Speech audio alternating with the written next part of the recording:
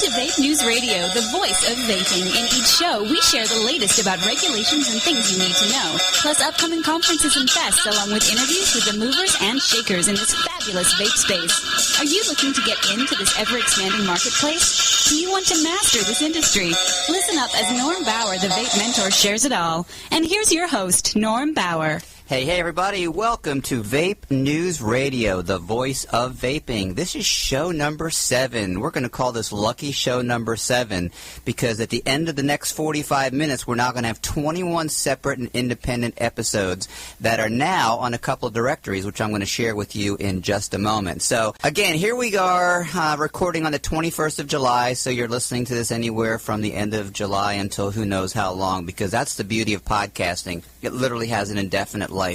You might be listening to this in 2015 or 2025, and it doesn't really matter because all things being equal, some aspects of the vaping industry will probably remain the same, but most things are going to change radically. Certainly, if I was to look forward 10 years, it's going to be totally different. Over the next 12 to 24 months, you're going to see changes coming along.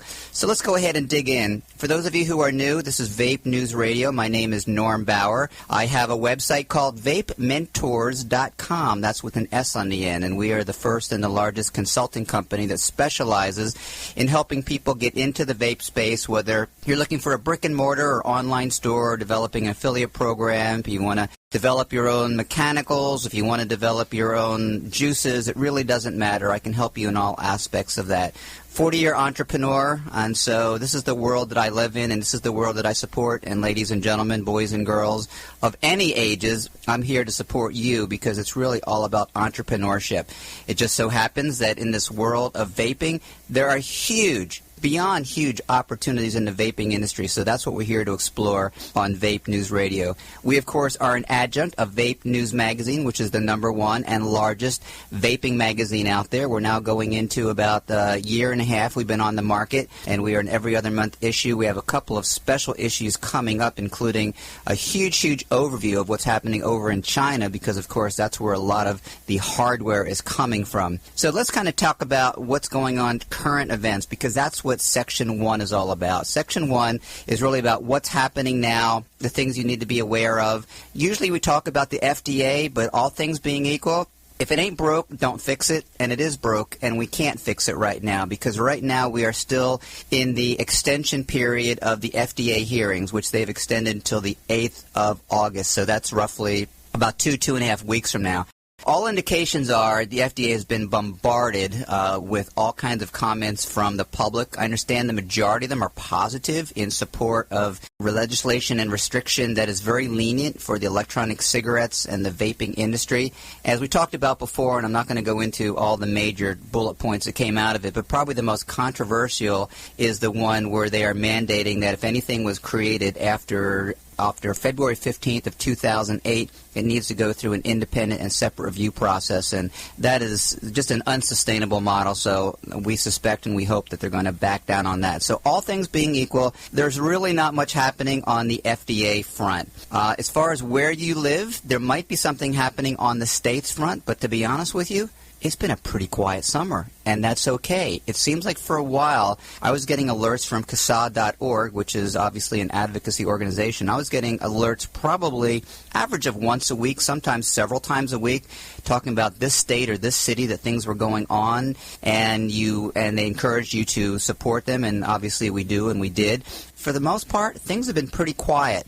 As I have talked about before, there's 3 levels of, quote-unquote watchdogs that are keeping an eye on us because, obviously, they're here to protect our own best interests. How wonderful is that? Of course, the FDA, the states, but the most notable, the most significant, the most intrusive on our lives is local legislation, which, again, we've talked about in episodes past. So how do you find out about episodes past? Well, I had mentioned in the last show that we were now on Stitcher. I'm an Android guy, always have been. I'm not going to say anti-Mac, but I'm certainly more PC than Mac. The Stitcher platform is probably one of the most significant podcast directories, so we are on Stitcher.com. You can go ahead and download your app there, or just go ahead and hit subscribe. Just type in Vape News Magazine. And I'm also proud and happy to announce we need to have some, like, not really drum roll music, but something that, what would you think, Paul? Think of something that really would preface some type of a significant announcement. Do you have a sound effect that would emulate that? I do. All right, go for it. Ta-da! Wow, high tech. Was that good? Yeah, man, that was awesome. Hope I don't have to pay a royalty for that. So the big news is that we are now on iTunes, and it was amazingly effortless. I was very pleased to see that they approved this in 24 hours. And you know what? There's really not a lot of competition in the vaping podcast space on iTunes. Are there other podcasts out there about vaping? There are. And I've not listened to them, and I will, because I should. You always want to study your competition so you can be different, so you can be better. And most of the stuff that's out there, Paul, is more along the fun line, the party line. They are reviewing juice, and they're reviewing different modifications, and it's really just an audio version of what you see in a lot of blogs, which, all things being equal, that's what this radio show is. This is an audio version of what you see in blogs. As a matter of fact, towards the third section today, we're actually going to talk about the online review world of vaping juices, because I'm actually going to be doing an interview with one of the largest review sites out there, but I'm going to discuss that in episode 3 in today's show, so make sure you stick around. So the bottom line is that we are now on iTunes, so all 15 editions, all 15 episodes are now posted on iTunes. So if you are new to the show, welcome, and just go back and you can check them. They started sometime around April. People can subscribe. That way they can actually, if they are in the iTunes world, they can subscribe and automatically download it every time their smartphone or tablet or whatever connects to their iTunes account. And that's exactly what we want you to do, guys. We want you to do the following. We want you to, 1, listen. 2, obviously enjoy, because we aren't doing this for our fun. We're doing it for your fun and especially for your education. 3, we want you to subscribe, absolutely. That way, whenever the show comes out, which is roughly every 2 weeks, it'll automatically bounce into your phone. And lastly, please rate us, because, you know, I'm not proficient in iTunes, but I know the ratings are very significant. Reviews are critical. Yeah, if you really want them to continue to place you high in their organic list, in other words, if people search for vaping podcasts, there's a ranking that comes out, and the more people review you, the more positively they review you, obviously, but just generally, the more they comment and react to it, the more they think it's an interesting podcast and move it up. Agreed. And in the world of iTunes, they have a specific section called New and Newsworthy. And so what I'm going to do is, since you're not going to be listening to this podcast live until just towards the tail end of July, I'm really going to try to engage everyone who has been a subscriber and is a subscriber to give us some really great ratings. Again, if you feel it's justified, don't want you to lie, but we think we do a pretty good show. Well, and comment. It's a way for them to react to what they're hearing and tell you. If they don't want to communicate directly and send you an email to your website, they can certainly go on and react to what they're hearing. And then that's what people look at when they decide if this is worthy of listening to or not. So help me out here, because you're more of an iTunes guy than I am. Yes. So if someone goes to iTunes and they comment, I will be notified of that comment? I believe so. I'd have to double-check that, but I believe so. It's okay. Like anything, if somebody comments on your blog, and this is, in effect, an audio blog, which is where the term came from a million years ago, podcasting, you should get a notification of it. They certainly will, and iTunes pays attention to this. They really, if people are motivated enough to comment, they think this is a worthy podcast then. Nice. So, again, as Paul said, listen to the man. He's got more experience in the iTunes world than I. Go to iTunes and go ahead and subscribe to Vape News Radio, and we would love for you to give us some awesome reviews, because, again, that's what gets us on the new and newsworthy radar. Also, something else that's new, and again, I mentioned last time that we're doing something different. We are doing, obviously, an audio version, which you are listening to probably, but also I am videotaping this. So if you are watching on videotape, I'm pointing right now to a logo on my chest, and it is our brand new VapeMentors t-shirt. And it's pretty cool. Thank you. I got to tell you. Or hot. Maybe it's hot. I don't know. Maybe it's hot or cool. I don't know. It's both. I brought one in for Paul, and I said, you know, do you remember the movie Pulp Fiction when Julius was carrying around the briefcase and you never knew what was inside, and some people said it was gold, and some people said it was the devil's soul, and there was all kinds of things, and what was really inside was a VapeMentors T-shirt. Yes, that's what he shot up everybody for. He couldn't let go of that Vape T-shirt. Well, we don't have a shortage. I'm willing to offer them at whatever we pay for them, which is about $10. So if you'd like a VapeMentors T-shirt, you go ahead and get a hold of me. All right, so let's kind of switch gears for a second because, Section 1 is really all about what's going on that's new, and certainly what we just discussed is. But let's talk about some conventions and conferences coming up. Now, by the time you hear this, it will already have been passed. The end of this week, on the 25th, 26th, and 27th, I'll be going up to Salt Lake. And I mentioned this in the last podcast. This is a rather... Are you going to the city or actually the Salt Lake? I'm going to the city. Oh, okay. No, I don't want to be sticking my body in the salty water there. So the city of Salt Lake is actually going to be hosting an outdoor vaping festival. And this is kind of interesting. It's actually going to be held at the University of Utah Fairgrounds. I'm going to be flying up there on Friday of this week, and I'm going to be interviewing a bunch of people. They're expecting a very, very large crowd.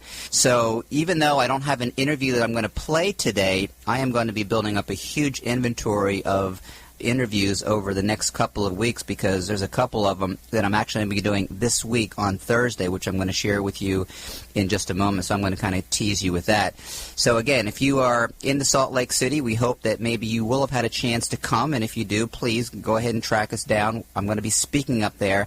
And also a new one that just came up is going to be in Phoenix. So for those of you who are in Phoenix, and I've actually written several articles for Arizona Republic magazine, or not written, I've been quoted there because there's been a huge growth of vaping stores in the Phoenix area. So they have a thing out there called Vapor Dynasty. And this looks to be a very aggressive event. And these guys kind of get it. And here's what I mean by that. I've spoke about this before, and I've written about it before. There's three different variations or three different models of quote-unquote vaping festivals. The one that was first and more significant were really just the party scenes. You'd get together with your buds or budettes, and there'd be a handful of juice vendors there, and you get to try different things, and you'd blow smoke rings, and you'd play loud noise, and all that's well and good. And then the second version was like the National Association of Tobacco Outlets, where I spoke last April, where this is more industry officials, not quite as much fun, but still entertaining in its own way, but it was more geared towards exposure and education. And then the third variation is kind of like a mashup of both, and that's what Vapor Dynasty is looking to do. Going to be a fun event, and they're also going to be doing a lot of educational programs, which I'm very, very fortunate, very, very blessed that I'm going to be one of the presenters. So what I did is I spoke with him and said, all right, so let's come up with something really different. Let's develop a model. Let's develop a template, because you know what? I'm a simple guy. I like simple answers. So I said, let's come up with a model of something that we think people want to know. So who's coming to these vaping festivals, conferences, conventions, expos, whatever the heck you want to call them? So the majority of people are strictly consumers. They're going for fun, to be entertained, to commiserate, to blow smoke rings, to check out all the new things, and that's probably 2/3 of the audience. And about 1/3 are the people who either are in the vape space or want to be in the vape space. And sometimes they're brick-and-mortar owners, sometimes they're juice manufacturers, sometimes they're online people.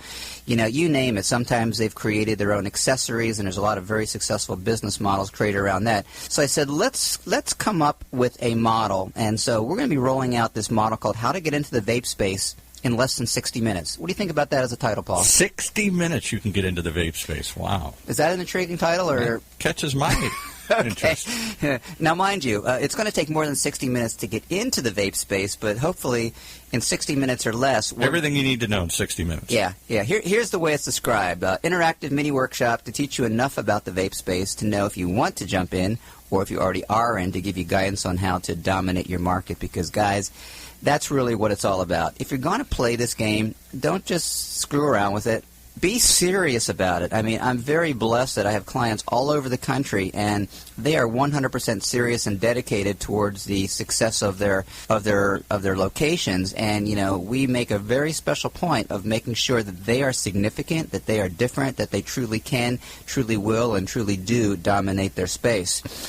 Okay, we're coming up to the end of Section 1, because I try to keep them in about 15 minutes because I know that you all have a limited bandwidth. But one of the things that we finished up with at the end of last show is I shared with you the top 5 questions that we get asked, because we get solicitations via the blog, via email, via the radio show.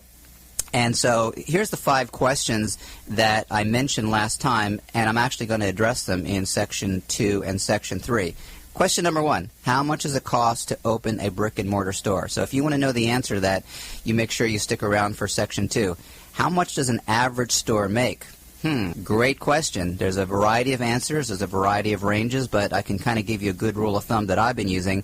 How many juices should we carry? How many mods? Very, very important, because no one starts off any business with an unlimited budget, and so you can't just throw crap against the wall and expect it to sell. You absolutely must investigate the market.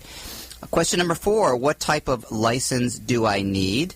And question number 5, what do you think about the FDA? Is there a chance that my store could be closed down? Wow. We're going to learn all that in 60 minutes? No, you're going to learn that today in Section 3 of the podcast. You going to stick around for that since you're my engineer? I might. I was going to go out for lunch, but I might stick around and hear that. All right, so again, we're going to take a break and come into Section 2, and we're going to piggyback on some of those questions, but I'm also going to remind you that we have a new special report up on the VapeMentors.com website, and it's called Why You Should Not Open a Vape Store.